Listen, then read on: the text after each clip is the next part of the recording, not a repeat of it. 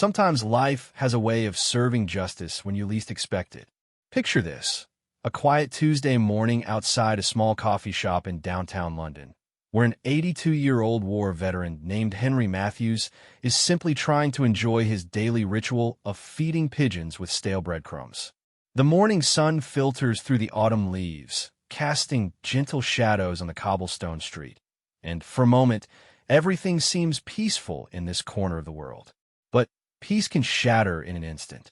What Henry doesn't know is that his simple act of kindness is about to collide with cruelty in the most unexpected way. What the young man approaching him doesn't know is that their encounter is being watched by someone whose duty it is to protect the most important people in the kingdom. And what neither of them realizes is that this moment will change both their lives forever, proving that sometimes karma doesn't just knock on your door. It kicks it down with the full force of royal justice.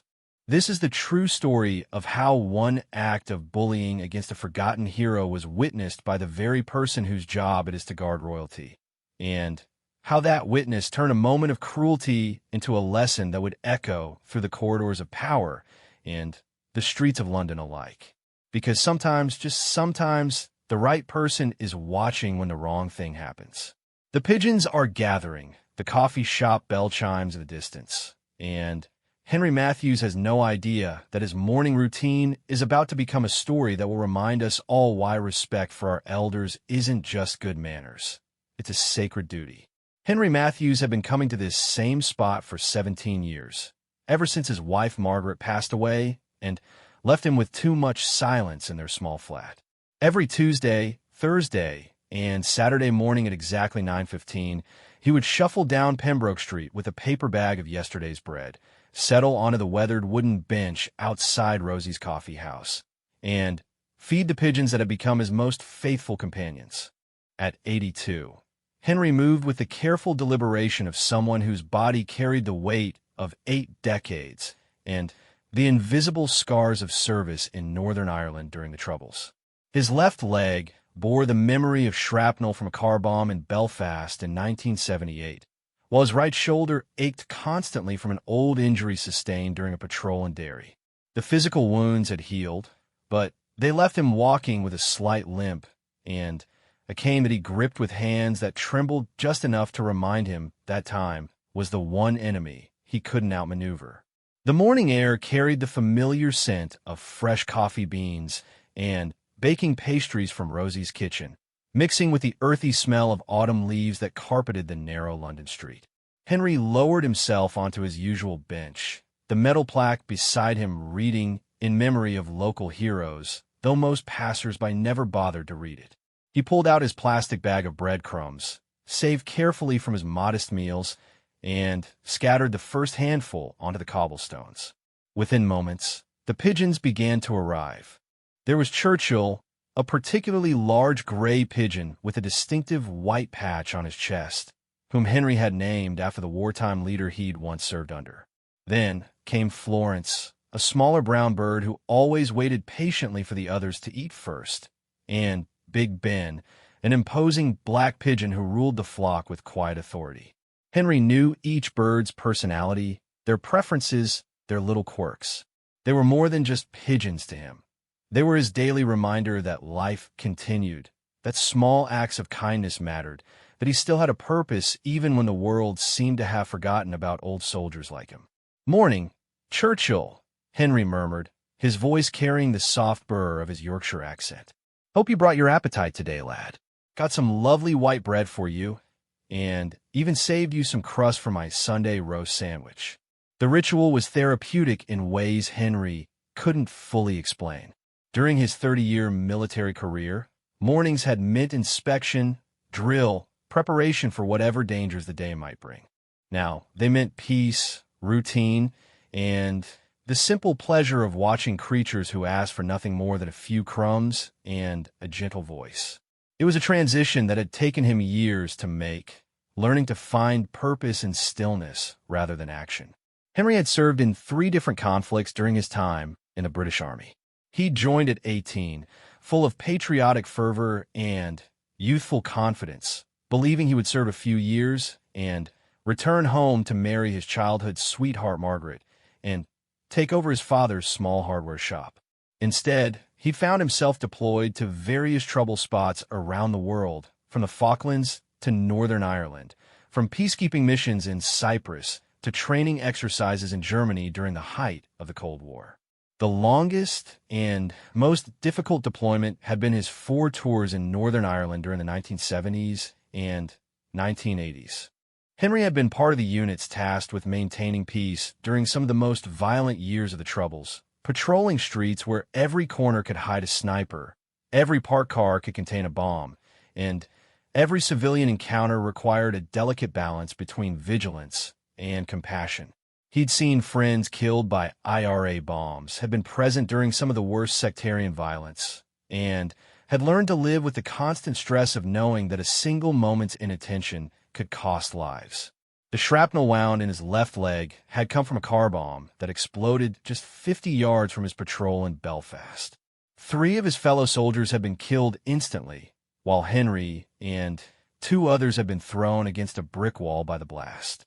He'd spent 6 months in military hospitals, undergoing surgeries to remove metal fragments and repair damaged muscle tissue. The doctors had told him he was lucky to keep his leg, but Henry had never felt particularly lucky about anything that happened during those dark years. Margaret had waited for him through every deployment, every long absence, every sleepless night when he'd returned home, carrying invisible burdens that he couldn't share with anyone who hadn't been there. She'd been his anchor, his reason for coming home, his proof that there was still goodness and light in a world that sometimes seemed consumed by hatred and violence. They'd married when he finally left the army at 48, had 34 beautiful years together before cancer took her away with the same ruthless efficiency as any enemy bullet. The grief of losing Margaret had nearly broken him.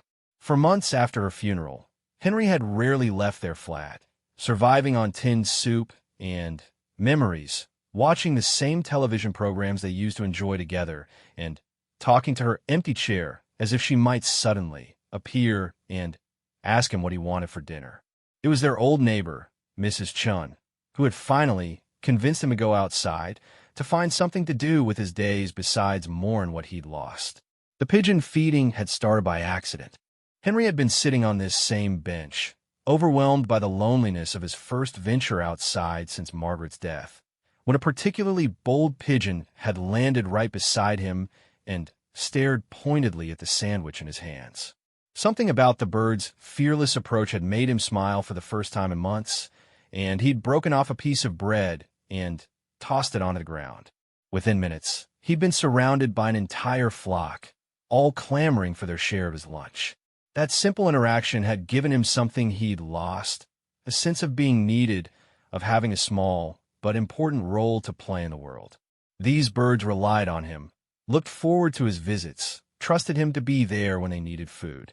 It was a responsibility he took seriously, rain or shine, whether he felt well or poorly, whether his leg ached terribly or his arthritis made holding the bread bag painful. The pigeons didn't care about his age, his past, his limitations, or his grief. They simply appreciated his kindness, and that was enough. Over the years, Henry's morning routine had attracted the attention of other regulars in the neighborhood. Mrs. Patterson from a flower shop would wave from her doorway. Mr. Ahmed from a newsstand would call out a cheerful greeting, and the young baristas from Rosie's would sometimes bring him a free cup of tea on particularly cold mornings. He'd become part of the fabric of Pembroke Street, a familiar figure whose presence was quietly appreciated by people who understood that neighborhoods were built on small kindnesses and daily rituals. Henry pulled another handful of crumbs from his bag and scattered them in a wide arc, watching as the pigeons bobbed and weaved around each other, each finding their share without too much squabbling. Churchill, as always, managed to position himself closest to Henry's feet, while Florence waited patiently at the edges until the more aggressive birds had taken their fill. Big Ben surveyed the scene from atop a nearby lamppost, occasionally swooping down to claim a particularly choice morsel before returning to his perch. "You're all looking well fed this morning," Henry observed, settling back against the bench and pulling his worn wool coat tighter against the autumn chill. Mrs. Henderson must have been generous with her bird seed yesterday. I saw her out here when I was coming back from the pharmacy. The morning sun was climbing higher now, sending long shadows across the cobblestones and warming Henry's face through the crisp air. This was his favorite time of day, when the street was quiet except for the occasional delivery truck and the soft murmur of early customers inside the coffee shop. In an hour or so, the area would fill with office workers hurrying to catch buses and tourists consulting maps and guidebooks, but for now it belonged to him and his feathered friends. Henry checked his old pocket watch, a gift from Margaret on their 20th wedding anniversary. 9:45. He had another 15 minutes before he needed to head to the library for the weekly meeting of the Veteran Support Group, where a dozen or so old soldiers would gather to drink terrible coffee and share stories they'd told 100 times before. It wasn't much, but it was connection, and at his age, Henry had learned that connection, even the imperfect kind, was precious beyond measure. As he prepared to distribute the last of his breadcrumbs, Henry noticed a young man walking down the street, moving with the aggressive swagger that had become depressingly common among certain segments of London's youth. The stranger was perhaps 25, dressed in expensive athletic wear and high-end sneakers, his hair styled with obvious care and attention. There was something in his posture, in the way he looked around the quiet street as if he owned it, that made Henry's old soldier instincts prickle with unease. But Henry had learned, over his many years, that first impressions could be misleading, and that assuming the worst about people often said more about the observer than the observed. So he continued feeding his pigeons, hoping the young man would simply continue on his way and leave the morning's peace undisturbed. After all, what reason could a stranger possibly have for bothering an elderly man who was simply sharing his breakfast with the birds? The young man's name was Tyler Brennan, though Henry would not learn this until much later. At 24, Tyler had never known real hardship, having grown up in an affluent family in Kensington where his father's successful investment banking career had provided every material comfort a child could want. Private schools, expensive holidays, the latest gadgets, and designer clothes. Tyler's life had been cushioned by privilege from the moment he drew his first breath. But privilege without perspective had created something ugly in Tyler. He possessed a sense of entitlement that bordered on the sociopathic, combined with a casual cruelty that he mistook for sophistication. To Tyler, the world was divided into two categories: people who mattered and people who didn't. The wealthy mattered, the young mattered, the fashionable mattered. Everyone else was simply background noise, obstacles to be moved aside, or entertainment to be exploited. Tyler had been having a particularly frustrating morning. His credit card had been declined at an expensive boutique in Covent Garden, forcing him to call his father and endure a lecture about fiscal responsibility that felt deeply unfair to someone who had never been denied anything in his life. The humiliation of having to make that call, in front of attractive shop assistants who had witnessed his card being refused, had left Tyler seething with a rage that demanded an outlet. As he stalked down Pembroke Street, still smarting from his father's lecture and the judgmental looks he was certain the shop girls had given him, Tyler spotted Henry on his bench. Here was exactly the sort of pathetic figure that Tyler blamed for everything wrong with modern Britain. An old, useless relic taking up space, probably living on government benefits, contributing nothing to society, while younger, more deserving people like Tyler were forced to justify their expenses to their parents. The sight of Henry carefully feeding pigeons struck Tyler as particularly offensive.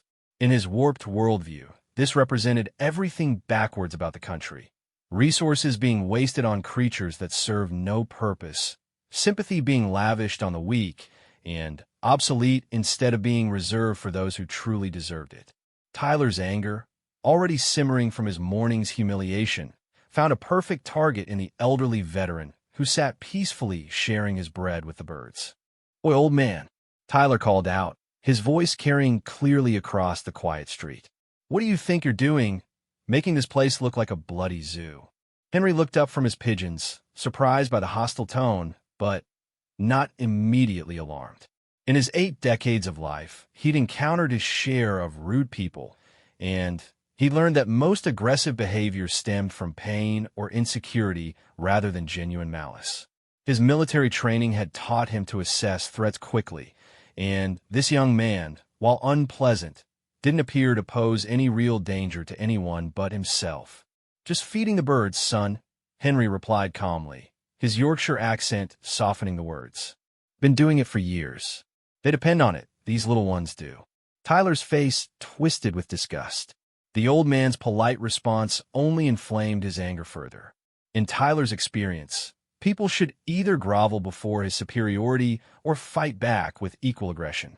This quiet dignity, this refusal to be intimidated, felt like mockery to someone whose entire sense of self was built on the ability to dominate others.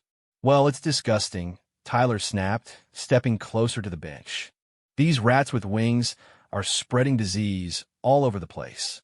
And you're encouraging them, you selfish old fool. Don't you have anything better to do than make the neighborhood look like a slum?" Several passers-by had begun to take notice of the confrontation. Mrs. Patterson emerged from her flower shop, her face creased with concern as she watched Tyler looming over Henry. Mr. Ahmed paused in arranging newspapers outside his stand, his hand moving instinctively toward the mobile phone in his pocket. Even the pigeons seemed to sense the tension, with several birds taking flight while others scattered to a safer distance from a bench. Henry set his bag of breadcrumbs carefully beside him on the bench and looked up at Tyler with the steady gaze of someone who had faced down far more dangerous opponents than an angry young man having a tantrum. During his years in Northern Ireland, Henry had learned to read people quickly, to distinguish between genuine threats and mere bluster. This boy, for despite his size, Tyler struck Henry as fundamentally childish, was angry and looking for someone to hurt, but he wasn't truly dangerous. He was simply a bully who had never learned that strength came from protecting others, not from attacking them. "These birds aren't hurting anyone," Henry said quietly, his tone remaining level despite Tyler's escalating aggression. "They're just hungry creatures trying to get by, same as all of us. There's no harm in showing a little kindness to those who need it." Tyler felt his rage spike at what he perceived as condescension. Here was this ancient, worthless man daring to lecture him about kindness, as if Tyler were some sort of child who needed moral instruction from a decrepit pensioner who probably hadn't contributed anything meaningful to society in decades. The humiliation of his mourning combined with his lifelong sense of entitlement to create a perfect storm of fury. "Kindness?" Tyler laughed harshly, taking another step closer to Henry. "You want to talk about kindness? How kind is it to turn this street into a health hazard because you're too senile to find a proper hobby?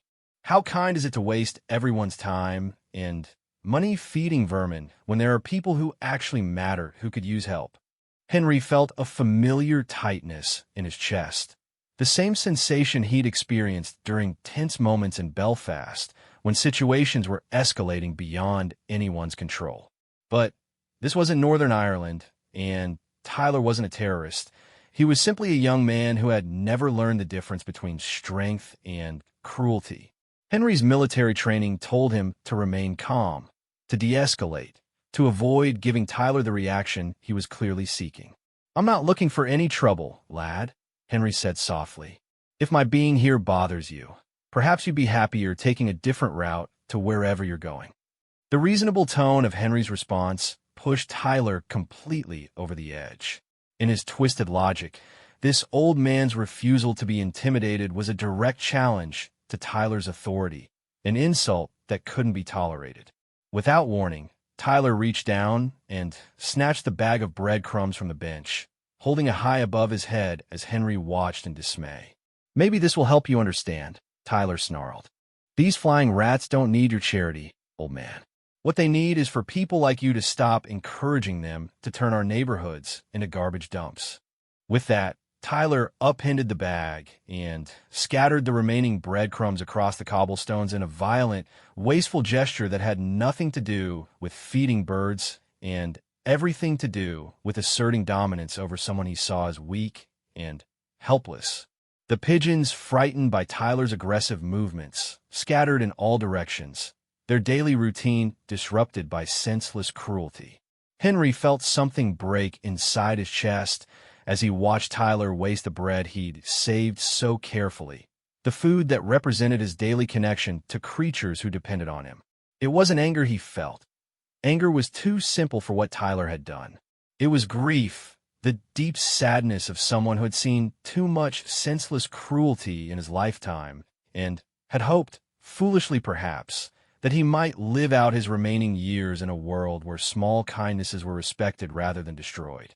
That wasn't necessary, Henry said quietly, his voice carrying a weight that Tyler was too self-absorbed to recognize. Those birds will go hungry today because of what you've done. Tyler laughed, a sound devoid of any warmth or humanity. Good. Maybe they'll learn to fend for themselves instead of depending on handouts from senile old men who should be in nursing homes instead of cluttering up public spaces. What Tyler didn't know, what his self-centered worldview prevented him from seeing, was that his cruel display was being observed by someone whose entire life was dedicated to service, honor, and the protection of those who deserved respect. Standing in the doorway of a small bookshop across the street, dressed in civilian clothes, but carrying himself with the unmistakable bearing of a professional soldier, was Captain James Wellington of the Queen's Guard. Captain Wellington had been enjoying a rare day off, browsing through military histories in his favorite used bookstore, when the commotion outside had drawn his attention. At 38, Wellington was a 20-year veteran of the British Army who had served in Afghanistan, Iraq, and various peacekeeping missions around the world. His current assignment, protecting members of the royal family, was both the highest honor of his career and a responsibility he took with deadly seriousness. Wellington had been watching the confrontation unfold with growing disgust. His trained eye had immediately recognized Henry as a veteran. Something in the man's bearing, his careful way of moving, the unconscious discipline that never fully left someone who had served their country in uniform. Wellington had also quickly assessed Tyler as exactly the sort of privileged bully who made his stomach turn, someone who used their advantages to torment those who couldn't fight back. But it was what happened next that transformed Wellington's disgust into cold, professional anger. As Tyler stood over Henry, clearly preparing to escalate his verbal assault into something more physical, Wellington noticed something that made his blood run cold. Pinned to the lapel of Henry's worn coat, partially hidden by a scarf, was a small military decoration that Wellington recognized immediately: the medal awarded to veterans of the Northern Ireland conflict. In that instant, Wellington realized he wasn't watching some random street confrontation between a young thug and an elderly man. He was watching a privileged brat terrorizing a veteran who had risked his life in service to the very country that Tyler claimed to represent with his expensive clothes and arrogant attitude. This wasn't just bullying, it was a desecration of everything Wellington had spent his life defending. Tyler, oblivious to the storm he had unleashed, raised his hand and pointed a threatening finger directly at Henry's chest. "You listen to me, you useless old git.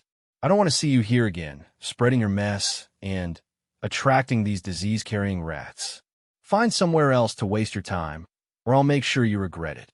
The threat was clear, and the menace in Tyler's voice was unmistakable. Several witnesses had now gathered, including Mrs. Patterson from the flower shop and Mr. Ahmed from the newsstand, both looking uncertain about whether they should intervene or call for help. The morning's peace had been shattered by Tyler's unprovoked aggression, and the quiet dignity of an elderly veteran was being trampled by someone who had never earned the right to speak with such authority. Henry looked up at Tyler's pointing finger and felt the weight of his 82 years, the accumulated fatigue of someone who had spent decades fighting other people's battles only to find himself, in his twilight years, facing a new kind of enemy, one that attacked not with bullets or bombs, but with casual cruelty and entitled rage. For just a moment, Henry felt very old and very alone, wondering if this was how his story would end, being terrorized by a young man who had never learned that true strength came from lifting others up, not tearing them down. But Henry had spent too many years in uniform, had faced too many real threats, to be broken by a bully's tantrum.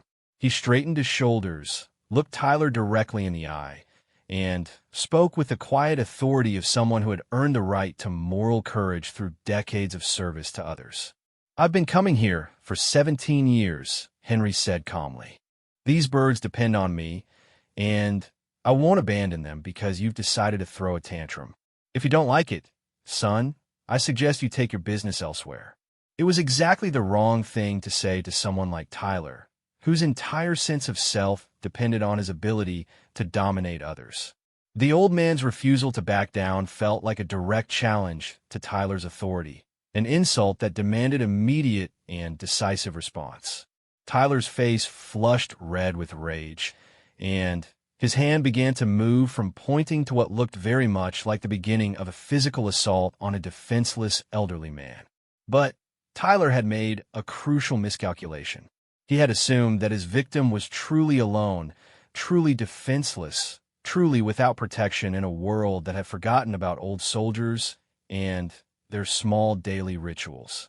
He had failed to notice the man in civilian clothes who had emerged from the bookstore across the street, walking with the measured pace of someone who knew exactly what he was going to do and exactly why he was going to do it. Tyler raised his hand higher, preparing to make good on his implied threat, completely unaware that he was about to learn a lesson about respect, honor, and the consequences of attacking those who had already sacrificed more than he could ever understand. The morning's peace was about to be restored, but not in any way that Tyler could have anticipated. Captain James Wellington's approach across Pembroke Street was a masterclass in controlled authority.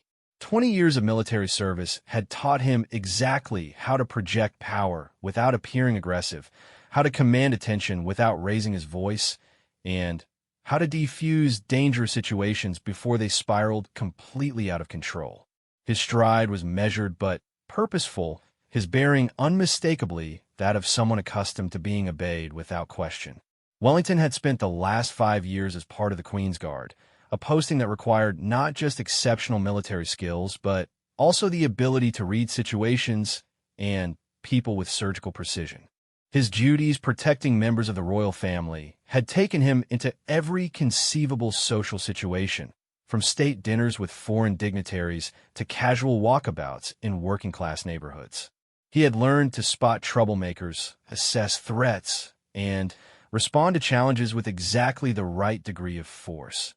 Never more than necessary, but always enough to resolve the situation definitively. More importantly, Wellington understood something that Tyler clearly did not: the debt of gratitude that every current serviceman owed to the veterans who had paved the way before them. The medal on Henry's coat represented more than just military service. It represented sacrifice, courage, and the willingness to stand between civilians and danger regardless of the personal cost. For someone like Tyler to terrorize a veteran was not just bullying. It was an attack on the very foundations of the society that had given Tyler the freedom to behave so abominably. "Is there a problem here?" Wellington asked quietly, his voice carrying across the cobblestones with unmistakable authority. Tyler spun around, startled by the interruption, but immediately irritated by what he perceived as another challenge to his dominance over the situation. His first impression of Wellington was of an ordinary civilian in casual clothes, jeans, a simple pullover, unremarkable shoes. Tyler's privileged background had taught him to judge people by their visible wealth, and Wellington's modest attire suggested someone who could be dismissed as easily as Henry. "Nothing that concerns you, mate," Tyler snapped, his aggressive posture unchanged. "Just having a conversation with the old man about proper public behavior." Wellington stepped closer, and Tyler began to notice details that his superficial assessment had missed. The newcomer's posture was perfectly erect without appearing stiff, his movements economical and precise, his eyes constantly scanning the environment in a way that suggested professional training. Most tellingly, there was an absolute stillness about him, the kind of controlled calm that only came from extensive experience in genuinely dangerous situations. "I see," Wellington replied, his tone remaining conversational despite the steel underneath. "And What aspect of this gentleman's behavior requires your correction? Tyler felt a flicker of unease, but pushed it aside.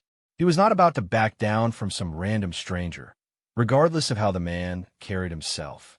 Tyler's entire sense of self was built on his ability to intimidate others, and retreating now would represent a fundamental challenge to his identity as someone who took what he wanted without apology.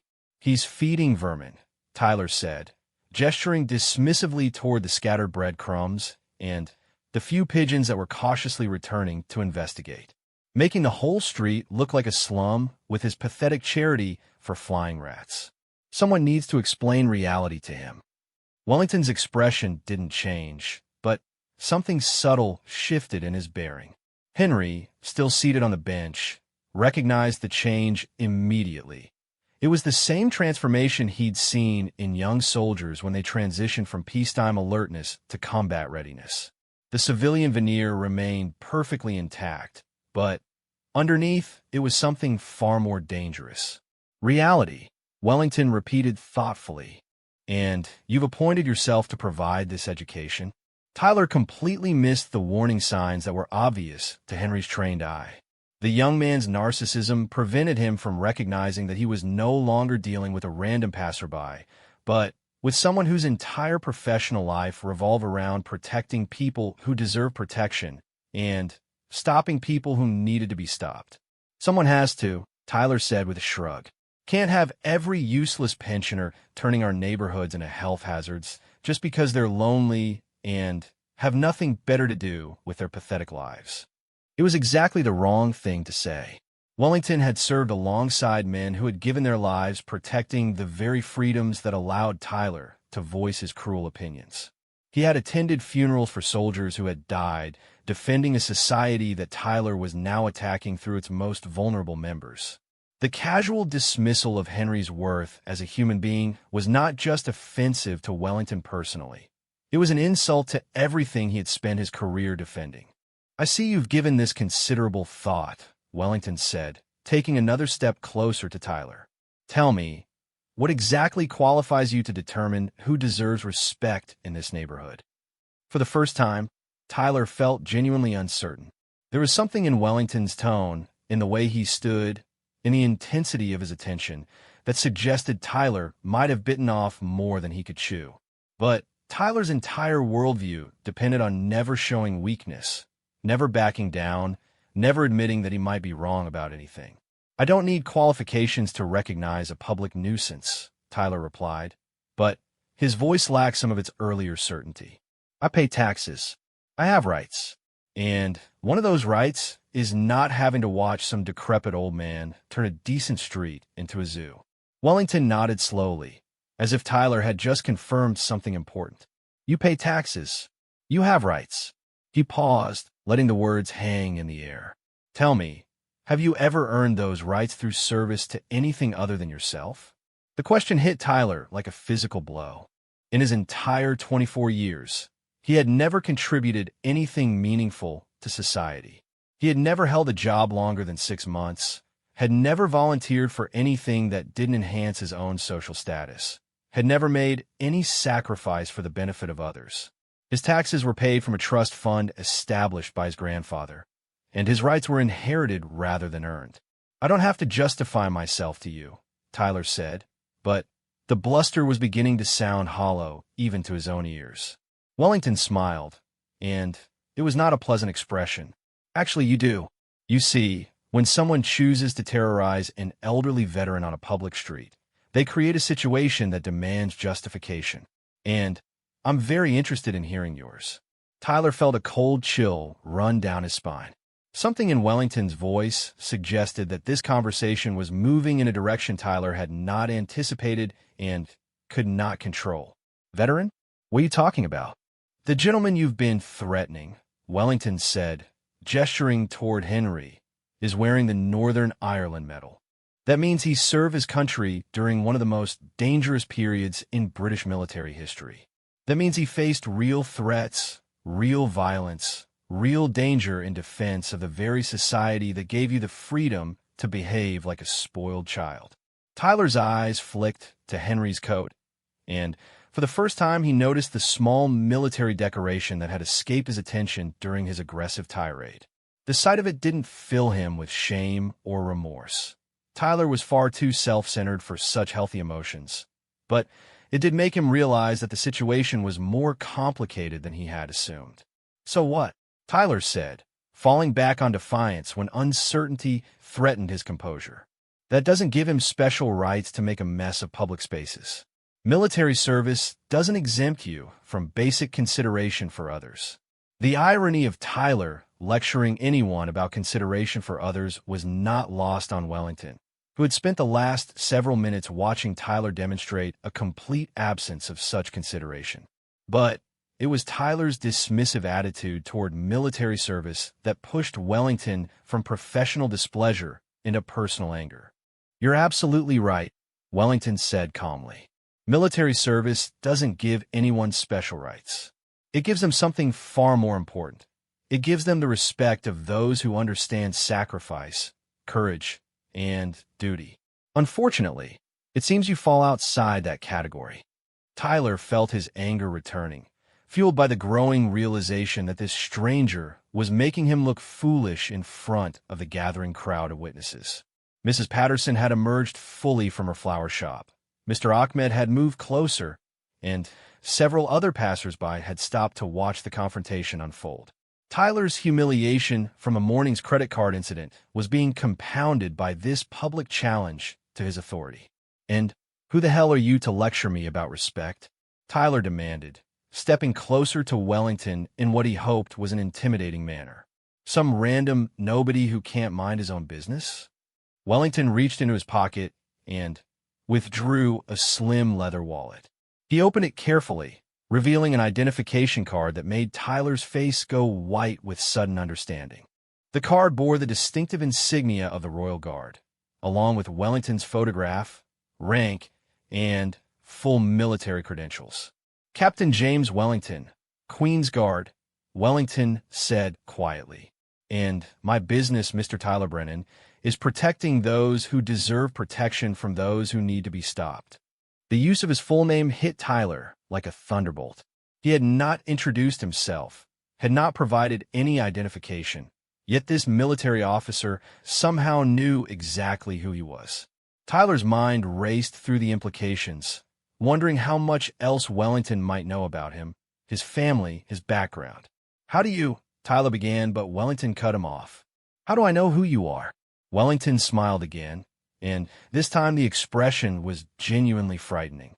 "Mr. Brennan, your father's investment firm handles accounts for several members of the royal family.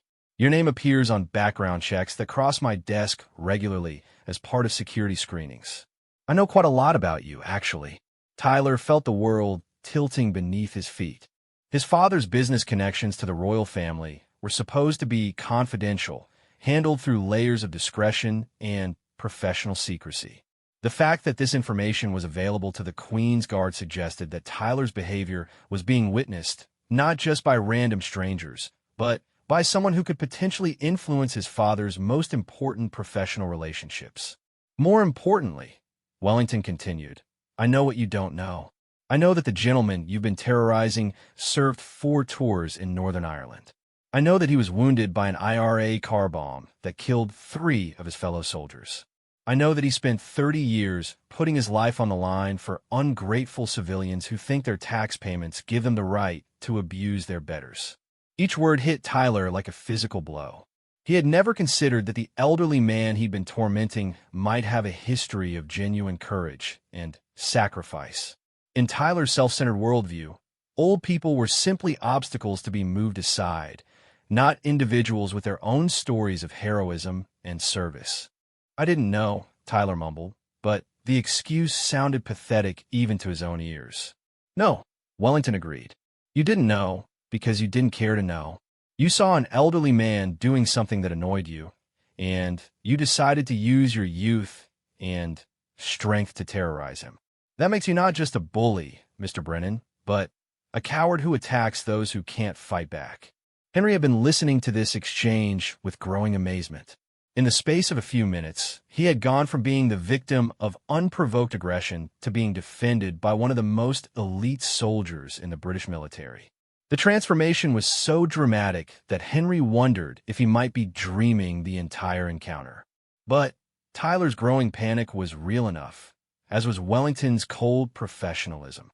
The young man who had seemed so threatening just minutes earlier now looked like exactly what he was, a privileged child who had never faced real consequences for his actions and was suddenly discovering what accountability felt like. "This is ridiculous," Tyler said desperately. "I was just trying to maintain community standards. There's nothing wrong with asking people to be considerate of others." Wellington nodded thoughtfully. "You're absolutely right. There's nothing wrong with asking people to be considerate. The problem is that you weren't asking, you were demanding. You weren't being considerate, you were being cruel. And you weren't maintaining community standards. You were violating the most basic standard of all, which is treating your elders with respect." The crowd of witnesses had grown larger, and Tyler was beginning to understand that his public humiliation was just beginning.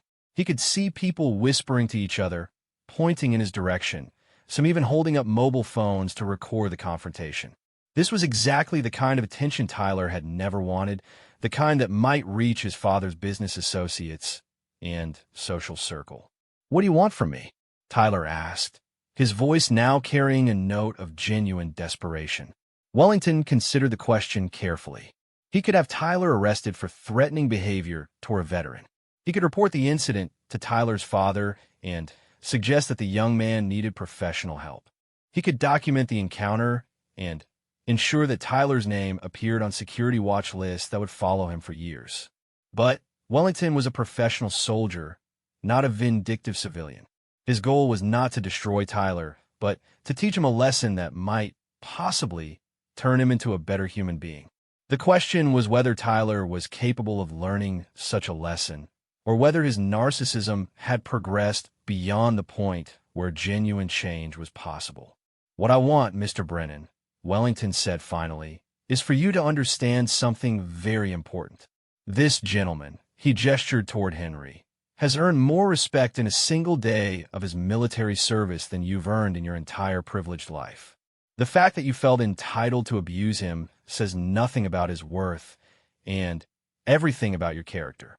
Tyler stood frozen, caught between his natural arrogance and the growing realization that he was facing someone who could not be intimidated, manipulated, or dismissed.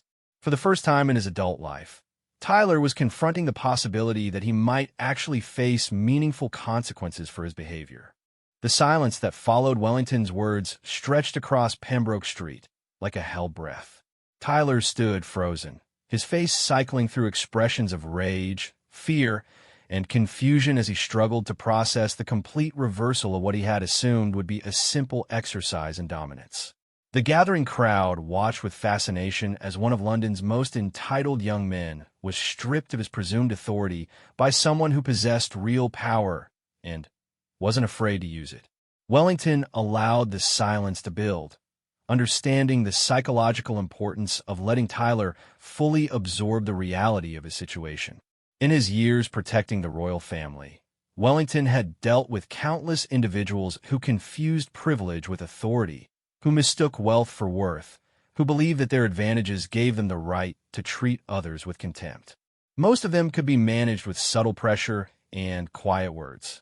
But sometimes Wellington knew more dramatic lessons were required.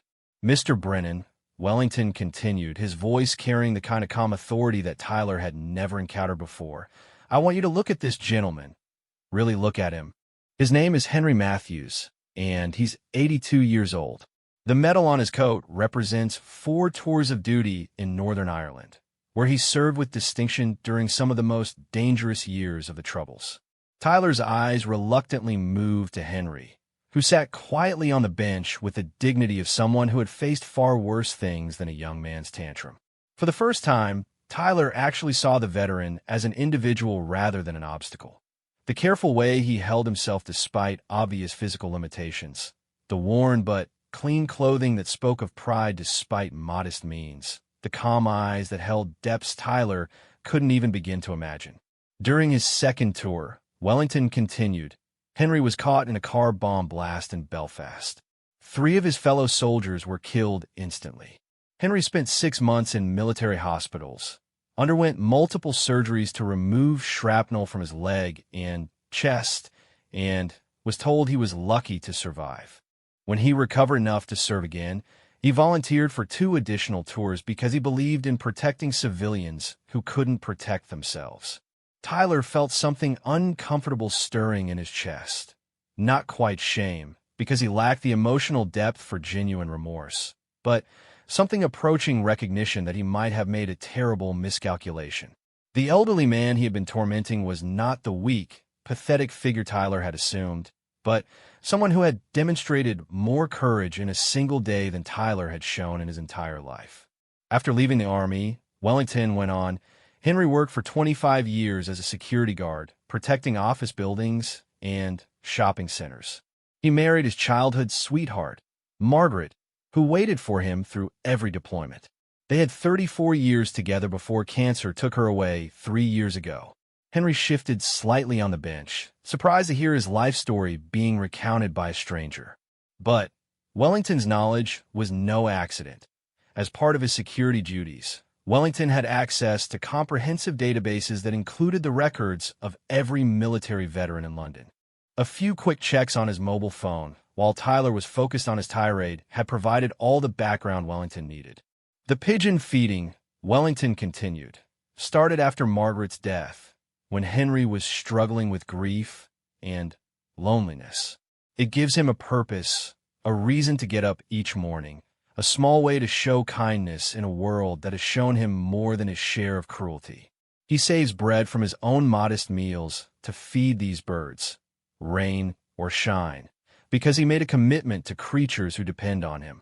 Tyler found himself looking at the scattered breadcrumbs he had wastefully thrown across the cobblestones. The remnants of what he now understood had been carefully saved food.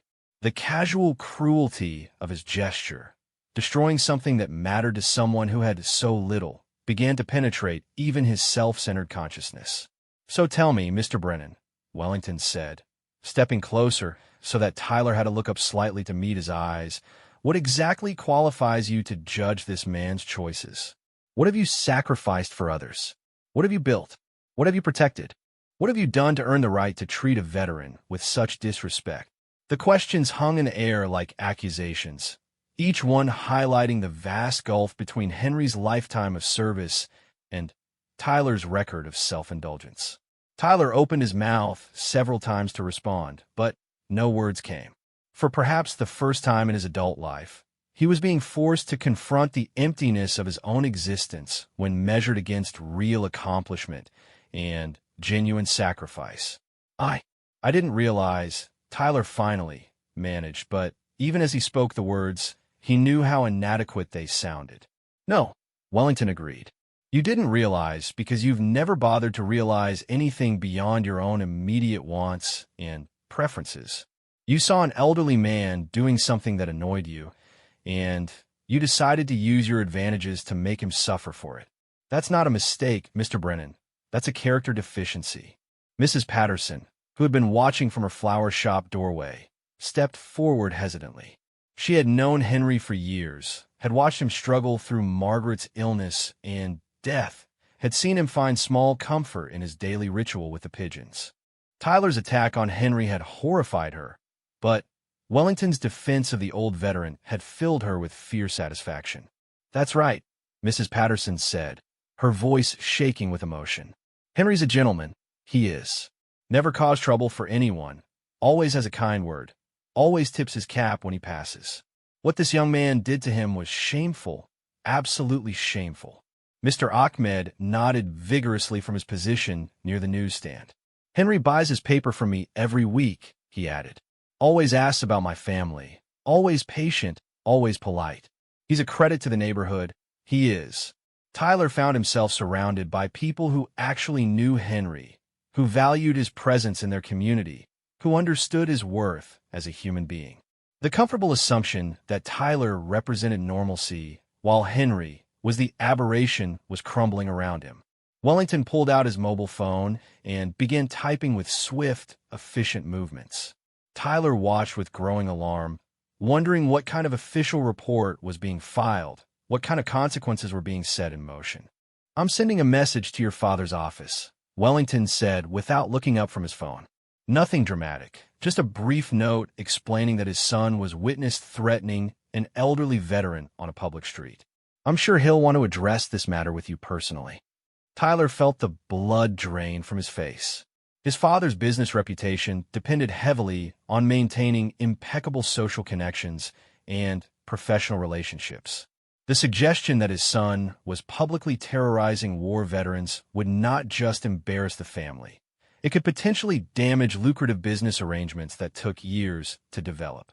"Please," Tyler said desperately, "don't involve my father. I'll apologize. I'll make this right. Just don't tell him about this." Wellington looked up from his phone, his expression thoughtful.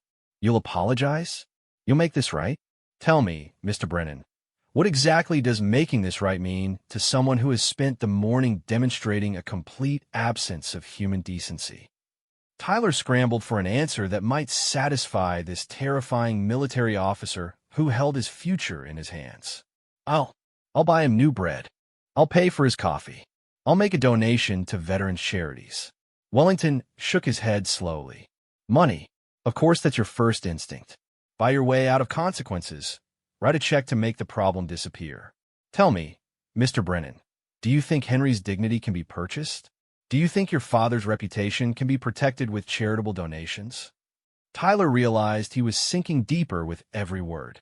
Nothing he said seemed to make the situation better, and everything he suggested only highlighted his fundamental misunderstanding of what he had done wrong. "I don't know what you want from me," Tyler said, his voice cracking with genuine desperation. Wellington considered this carefully. He could destroy Tyler's future with a few phone calls, a conversation with a young man's father, a word to the right social connections, a note in certain security files that would follow Tyler for years. But Wellington was not interested in destruction for its own sake. He was interested in justice, and sometimes justice required education rather than punishment. "What I want, Mr. Brennan," Wellington said slowly, "is for you to understand something that your privileged upbringing clearly failed to teach you. Respect is not something you can demand. It's something you must earn. Henry has earned it through decades of service, sacrifice, and simple human decency. You have earned nothing but contempt through your behavior this morning." Wellington paused, studying Tyler's face to ensure his words were having the intended effect. "However, I'm willing to give you an opportunity to begin earning something better than contempt.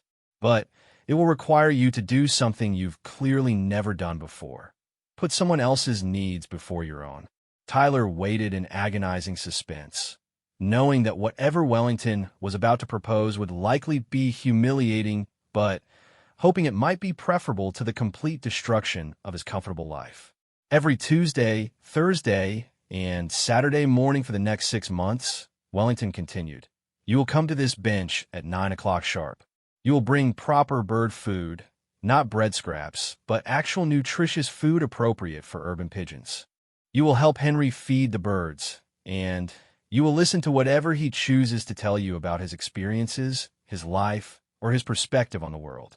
Tyler's face showed his immediate revulsion at the prospect of spending time with someone he had just finished tormenting, but Wellington wasn't finished. "Furthermore," Wellington continued, "you will spend 2 hours every Sunday volunteering at the Royal British Legion, helping with whatever tasks they assign you, cleaning, serving meals, listening to veteran stories, whatever they need. And you will do all of this not because it's court-ordered or parent-mandated, but because you choose to learn something about service to others." The punishment was perfectly calibrated to Tyler's personality. Rather than simply imposing legal consequences or financial penalties, Wellington was requiring Tyler to spend time with the very people he had dismissed as worthless, to listen to stories of genuine accomplishment and sacrifice, to perform actual service rather than simply writing checks. "And if you miss a single session," Wellington added quietly, "if you show up late, if you treat Henry or any other veteran with anything less than complete respect, If you demonstrate that you're going through the motions rather than genuinely trying to learn something, then I will make some phone calls that will ensure your father learns exactly what kind of son he's raised." Tyler stood in stunned silence, processing the enormity of what was being demanded of him. 6 months of getting up early, spending time with elderly people, listening to stories that would challenge his worldview, performing manual labor without recognition or reward. It was everything he despised about the world, packaged into a punishment specifically designed to force him to confront his own inadequacies. But the alternative, facing his father's wrath and potentially destroying the family's business relationships, was even worse. Tyler had built his entire identity around his father's wealth and social connections. Without those advantages, he would be nothing more than an unemployed young man with no skills, no accomplishments, and no prospects. "Do you understand what I'm offering you, Mr. Brennan?" Wellington asked. "This is not a punishment. This is an education. You have the opportunity to learn something about honor, service, and human dignity. Whether you take advantage of that opportunity is entirely up to you." Tyler looked around at the faces surrounding him. Wellington's implacable professionalism, Henry's quiet dignity, Mrs. Patterson's protective concern, Mr. Ahmed's disapproval. All of them were waiting to see whether he possessed enough basic human decency to accept responsibility for his actions and try to become better than what he had shown himself to be this morning. For Tyler Brennan, the spoiled son of privilege who had never faced real consequences for any of his actions, this moment represented a crossroads that would define the rest of his life. He could accept Wellington's terms and submit to a process that might possibly teach him something about being a decent human being, or he could refuse and face the complete destruction of everything that made him feel important in the world. The pigeons, meanwhile, had begun to cautiously return to the area around the bench, picking at the scattered breadcrumbs that Tyler had thrown on the ground in his moment of pointless cruelty. They seemed to understand, in their simple way, that the immediate danger had passed, and that normal kindness might soon be restored to their small corner of the world. Tyler's first instinct was to reject Wellington's proposal entirely. Everything about it offended his sense of entitlement. The early mornings, the manual labor, the forced interaction with people he considered beneath his social status. But as he looked into Wellington's steady gaze and considered the alternative of facing his father's rage and social humiliation, Tyler realized he had no real choice in the matter. "Fine," Tyler said through gritted teeth. The word dragged from him like a physical confession. "I'll do it, but I want it clearly understood that this is just to avoid unnecessary drama with my family." Wellington nodded calmly, unsurprised by Tyler's attempt to maintain some dignity through his capitulation. "Your motivations are irrelevant to me, Mr. Brennan. Results are what matter. Tuesday morning, 9 o'clock sharp. Don't be late." Henry had been listening to this exchange with growing amazement. In the span of 20 minutes, he had gone from being the target of unprovoked aggression to having a member of the Queen's Guard arrange for his tormentor to become his regular companion. The irony was not lost on the old veteran, who had seen enough of life to appreciate its occasional moments of poetic justice. As Tyler stalked away, his expensive sneakers clicking angrily against the cobblestones, Wellington turned his attention to Henry. The contrast between the two men was striking. Tyler radiating frustrated entitlement even in defeat, while Henry maintained the quiet dignity that had sustained him through decades of genuine hardship. "I apologize for that unpleasantness," Wellington said, his voice softening as he addressed the elderly veteran. "No one who has served their country should have to endure such treatment." Henry slowly rose from the bench, his movements careful but determined. "No need for apologies, Captain. I've faced worse things than angry young men, though I appreciate your intervention more than I can say." Wellington studied Henry's weathered features, seeing in them the accumulated wisdom of someone who had witnessed both the best and worst of human nature. The Northern Ireland service was no joke. 4 tours during the Troubles. That took real courage. It took stubbornness more than courage, Henry replied with a slight smile. "But I appreciate the sentiment. Those were difficult times, but we believed we were making a difference. Maybe we were, maybe we weren't. History will be the judge of that. Mrs. Patterson approached them, carrying a steaming cup of tea from the coffee shop. This is for you, Henry, she said warmly. On the house, after what you had to endure this morning. That young man should be ashamed of himself. Henry accepted the tea gratefully, wrapping his arthritic fingers around the warm cup. Thank you, Mrs. Patterson. Though I have to say, I'm curious to see how this arrangement works out. 6 months is a long time to spend with someone who clearly doesn't want to be here. Wellington considered this thoughtfully. Change is possible, even for people like Tyler Brennan. But it requires genuine challenge to their assumptions about the world. He's never been forced to confront his own inadequacy before, never had to measure himself against people who have actually accomplished something meaningful. And if he doesn't change? Henry asked. Then at least he'll have spent 6 months contributing something positive instead of just taking what he wants, Wellington replied. And you'll have help feeding the pigeons, whether he learns anything or not.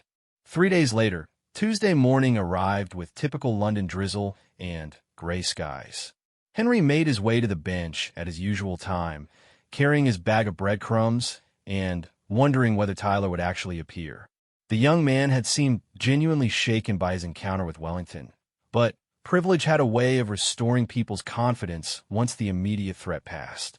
At exactly 9 o'clock, Tyler arrived carrying a large bag from an expensive pet store. He looked thoroughly miserable, dressed in designer athletic wear that was completely inappropriate for the weather, his hair styled with the same meticulous care despite the fact that he was about to spend time feeding street birds. I brought the bird food, Tyler announced without any greeting or acknowledgement of their previous encounter. Premium seed blend, whatever that means. The clerk said it was the best they had. Henry examined the bag with genuine interest. The food was indeed high quality, far better than the bread scraps he had been using. This will make them very happy, Henry said approvingly. Much better nutrition than bread, especially during the winter months. Tyler stood awkwardly beside the bench, clearly uncertain about the protocol for this forced interaction. Everything about his body language suggested someone enduring an unpleasant medical procedure, necessary but deeply uncomfortable. You can sit if you'd like, Henry offered gently. The bench is long enough for 2, and the birds don't mind company. Tyler reluctantly lowered himself onto the far end of the bench, maintaining as much distance as possible while still technically participating in the arrangement. He watched with obvious distaste as Henry began scattering seeds, calling to the pigeons in the gentle voice that had become their morning routine. Here we go. Churchill, Henry murmured as the large gray pigeon approached cautiously. Look what we have today, proper seeds instead of old bread. You'll think it's Christmas morning. Despite himself, Tyler found his attention drawn to the interaction between Henry and the birds. There was something unexpectedly peaceful about the old man's gentle commentary. The way the pigeons responded to his voice, the careful ritual of distributing food to ensure every bird received its share. Why do you name them? Tyler asked suddenly, surprising himself with the question. Henry looked up, pleased by what appeared to be the first genuine curiosity Tyler had shown. Makes them individuals instead of just part of a flock, Henry explained. When you give something a name, it matters more. Churchill there has been coming here for 3 years now. Florence, that brown one waiting so patiently, she's been around for 2 years. They have personalities, preferences, little habits that make them unique. Tyler watched Churchill claim the choicest seeds while Florence waited at the periphery until the more aggressive birds had satisfied themselves. She always waits like that. Every day, Henry confirmed. Reminds me of my Margaret. Actually, always made sure everyone else was taken care of before she worried about herself. Florence has that same gentle way about her. The mention of Henry's deceased wife created an awkward silence. Tyler had no framework for processing grief or loss, having never experienced either in any meaningful way. The concept of loving someone enough to be changed by their absence was completely foreign to his self-centered worldview. How long were you married? Tyler asked, the words emerging before he could stop them. 34 years, Henry replied softly. Met her when I was 16, married her when I came back from my first deployment. She waded through every tour, every training exercise, every time the Army sent me somewhere she couldn't follow. He paused, watching Florence finally approach to claim her share of seeds. She died 3 years ago come Christmas. Cancer. Nothing the doctors could do by the time they found it. Tyler found himself genuinely uncomfortable with this information. Death, suffering, and loss were abstract concepts to someone whose biggest trauma had been having his credit card declined. The idea that someone could experience such profound loss and still find reason to get up every morning, to care about others, to maintain dignity in the face of grief, was completely outside Tyler's experience. That must have been difficult, Tyler said inadequately. Henry smiled slightly, recognizing the young man's struggle to find appropriate words. It was the worst thing that ever happened to me, and I've had some bad things happen. But you learn to carry loss differently after a while. Margaret wouldn't want you to stop living just because she's gone. These birds, this routine, it's not much, but it's something good in the world. Over the following weeks, a strange routine developed between the unlikely pair. Tyler continued to arrive promptly with expensive bird food, maintaining his sullen demeanor, but gradually becoming more comfortable with the morning ritual. Henry, for his part, treated Tyler with the same gentle courtesy he showed everyone, never mentioning their initial encounter or acknowledging Tyler's obvious reluctance to be there. The real breakthrough came during Tyler's third week, when a sudden rainstorm caught them both at the bench. Henry immediately began gathering the scattered seeds, not wanting them to be wasted, while Tyler sat motionless, apparently expecting someone else to handle the situation. The seeds will be ruined if we leave them, Henry explained patiently. The birds can't digest them once they're waterlogged. So, Tyler replied automatically, then caught himself as he realized how callous he sounded. So we'll have wasted money and left the birds hungry, Henry said simply. Neither of us wants that. To his own surprise, Tyler found himself helping to collect the scattered food, his expensive clothes getting dirty as he knelt on the wet cobblestones.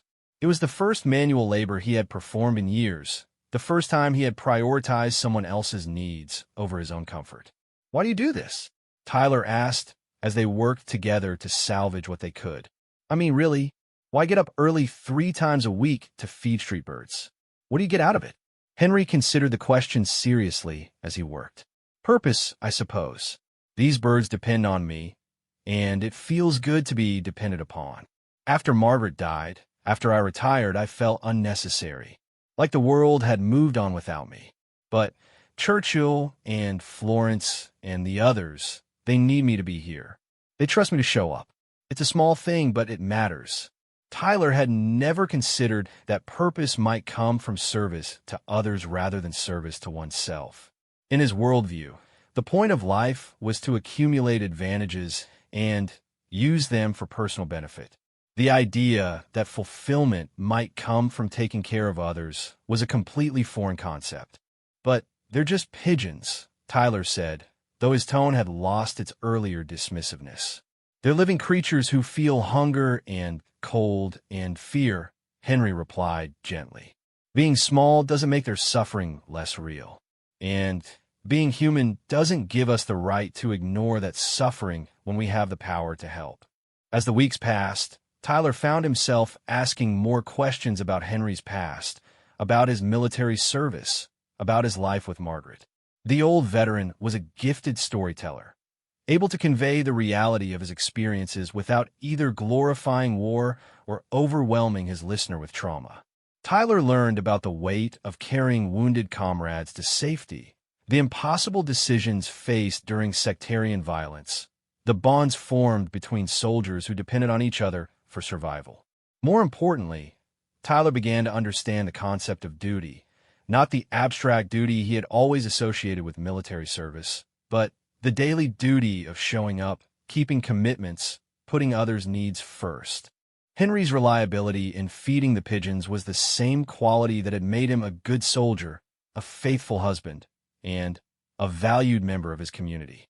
The Sunday volunteer sessions at the Royal British Legion were even more transformative for Tyler.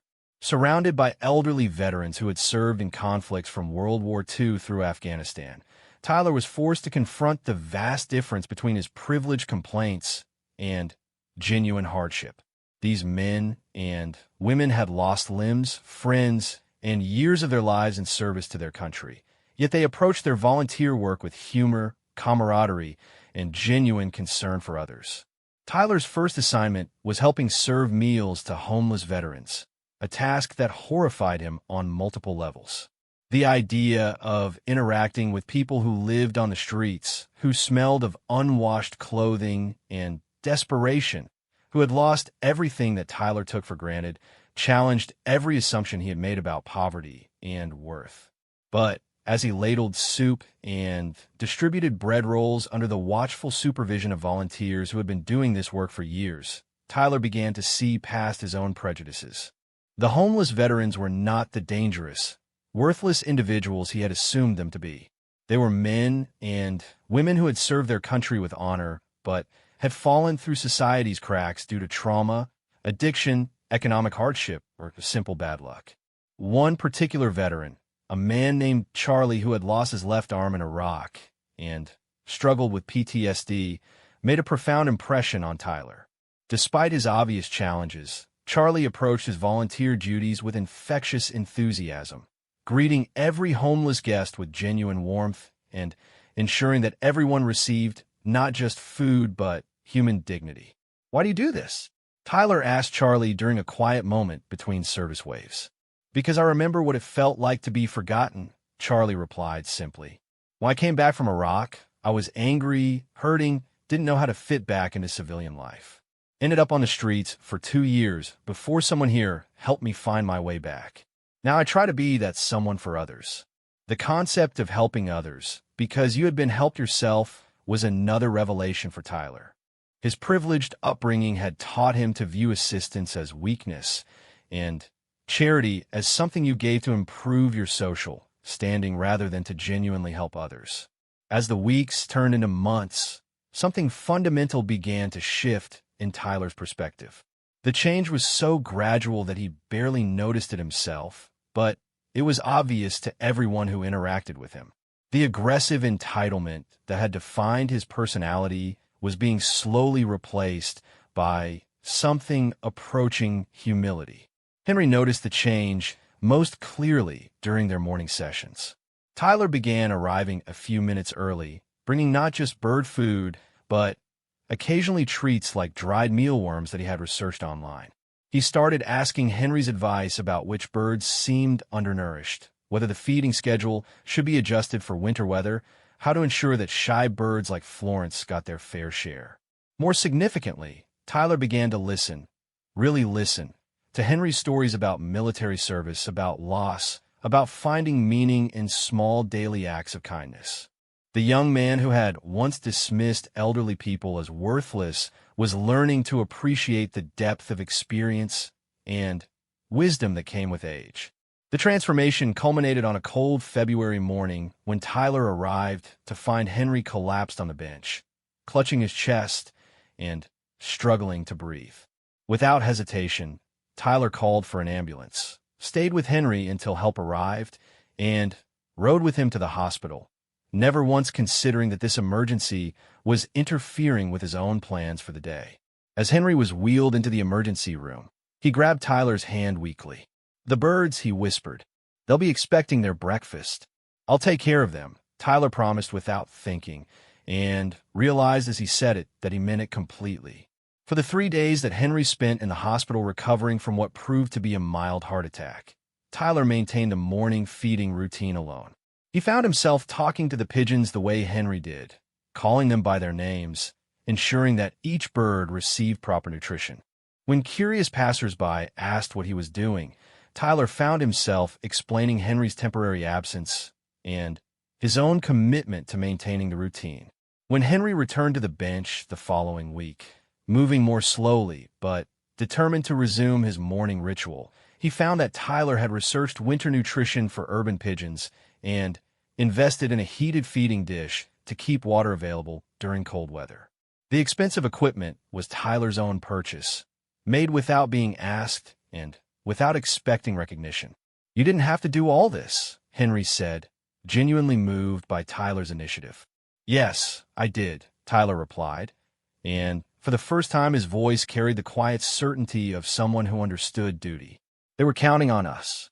Captain Wellington, who had been monitoring the arrangement through periodic check-ins, observed the final session of Tyler's 6-month commitment with satisfaction. The young man who had once terrorized an elderly veteran out of casual cruelty was now demonstrating genuine care for both Henry and the birds they fed together. The transformation was not complete. Tyler still had years of entitled behavior to overcome, but the foundation for genuine change had been established. As the 6 months drew to a close, Tyler surprised everyone, including himself, by asking if he could continue the arrangement voluntarily. The morning routine had become important to him, not as a punishment to be endured, but as a responsibility he had chosen to embrace. "Are you certain?" Henry asked, touched by the request, but aware that Tyler was no longer bound by Wellington's requirements. "These birds need us," Tyler said simply, "and I think I need them too." It was the first time in his life that Tyler Brennan had acknowledged needing anything other than his own immediate gratification. It was also the beginning of a friendship that would change both men in ways they could never have imagined when they first encountered each other on that autumn morning when cruelty met kindness, and kindness ultimately prevailed.